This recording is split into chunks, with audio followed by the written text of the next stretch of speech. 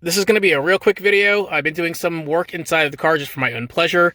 I put some new boots in from Redline Goods here and here.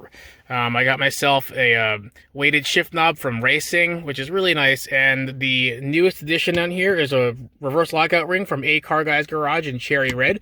I really like the red, so I want to do something with my push to start button.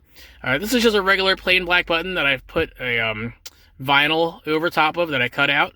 But I'm going to replace that vinyl with this red aluminum start-stop engine button that I got on Amazon. And I'll put a link to this in the video description below, but as you can see, it's just going to be held in place with this 3M tape. I've got my vinyl decal off. I've cleaned this off with rubbing alcohol, and I've turned on the accessory just so this lights up so I can make sure that everything lines up correctly here.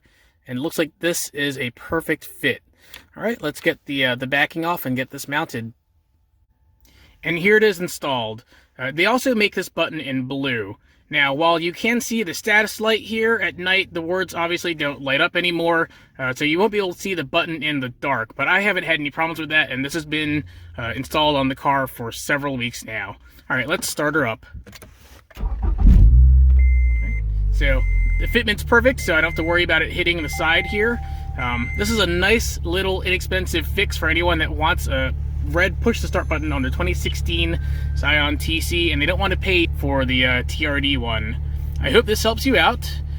If you haven't hit subscribe yet, please hit subscribe now, and as always, thanks for watching.